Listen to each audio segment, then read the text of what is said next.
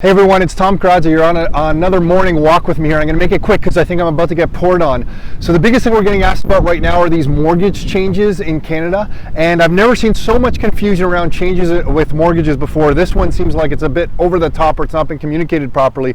The biggest changes going on in this particular update to mortgage qualification are that before you used to be able to qualify for a fixed rate mortgage if you put less than 20% down. So if you put less than 20% down on a property in Canada, that's called an insured mortgage. That mortgage must get insured by the banks. If you put less than 20% down and you were doing a 5-year fixed rate, you could qualify at the discounted rate. So today it's like 2.39% or whatever it is.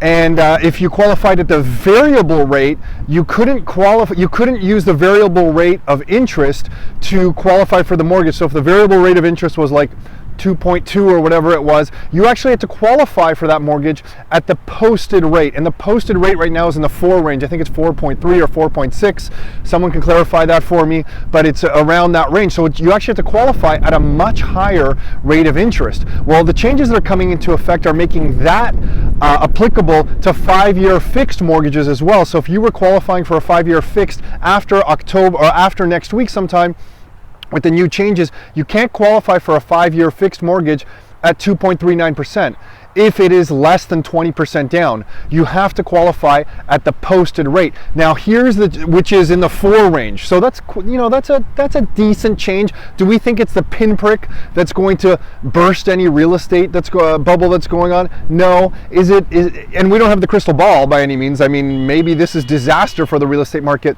but we don't feel it is, but time will tell. We'll see in the next few weeks who's right or wrong on that one. But here's the biggest change that most people aren't aware of, is that a lot of non-chartered banks insure their mortgages even if you put more than 20% down. So there's many mortgage lenders in Canada that are not the chartered banks. So if you put more than 20% down on a mortgage from those banks, mortgage institutions in Canada, and trust me, a lot of mortgages go through these places, even at the 5-year fixed, you're doing a 5-year fixed, you're putting more than 20% down, you now have to qualify at the posted rate, even if you're putting more than 20% down, if the mortgage is through a non-chartered bank.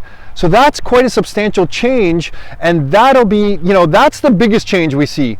And it'll be interesting to see how these non-chartered banks, mortgage institutions, handle that. That's a big change for them. So that might make some people not qualify for homes anymore. So perhaps, people are trying to buy their first starter home now have to drive further for a slightly cheaper home to qualify, or don't buy at all. Perhaps at the high end of the market, if the buyer was not going through a chartered bank, this puts them out of the market. So there is going to be some impact here.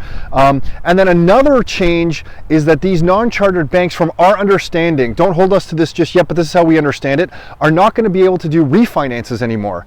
So that's a big change in the market as well. So chartered banks can still do it. So if you go to the regular chartered banks that we all see, but the non-chartered banks who do mortgages aren't going to be able to do refinances any longer, as far as we understand it. So that's another kind of substantial change. So this is meaningful. Is it the end of the real estate market in Toronto? We don't think so. It'll be interesting to see if this just cools the market, flatlines the market for a little bit, brings it down. But is it a big pinprick to the market? We don't think so. So we'll see how this all plays out. Super interesting times. But here's the thing.